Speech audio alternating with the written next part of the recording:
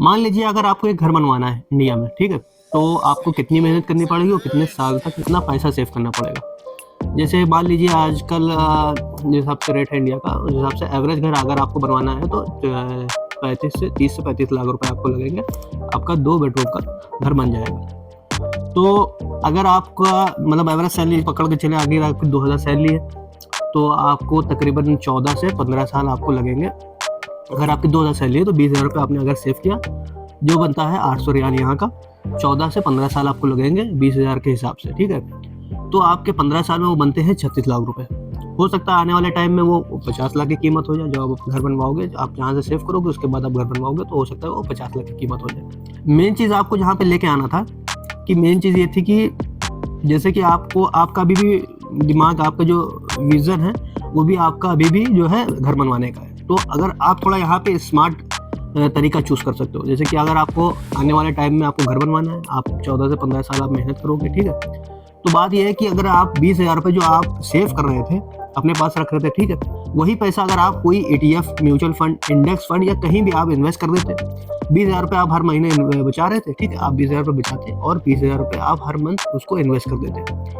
आपका rate of interest क्या था, जो आपको मान लीजिए हम वो पकड़ के चलते हैं 15% के हिसाब से। अगर आपको कोई भी म्यूचुअल फंड आप उठा लो या इंडेक्स फंड में 15% के हिसाब से हम लेके चलते हैं कि 15% के हिसाब से आपको हर मंथ उस पर रिटर्न मिला। आपका 15 साल आपने इन्वेस्ट, इससे पहले आपने देखा था कि 15 साल आपने जो इन्वेस्ट किया, मतलब सेविंग की थी, उसके बन के आ रहे थे आपके 36 लाख रुपए।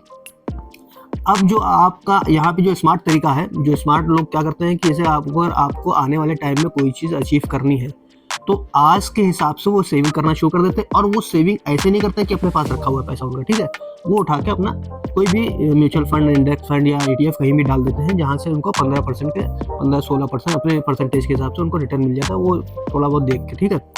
तो सेम तरीका आपका था। आपने क्या किया, अपना पैसा जो आप सेव कर रहे थे अपने पास, वो उठा के आप हर महीने SIP कर देते हो कोई भी म्यूचुअल फंड में।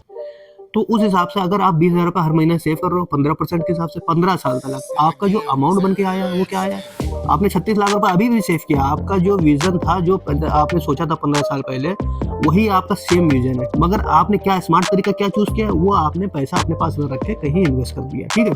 तो अगर आप देखोगे, जो अभी भी आपका जो पैसा है ना, वो 36 लाख रुपए आपने इन्वेस्ट किया है, वो 36 लाख रुपए इन्वेस्ट किया है, पर इस पे आपको जो रिटर्न मिला है वो देखो आप, ये स्मार्ट तरीका है, ठीक है।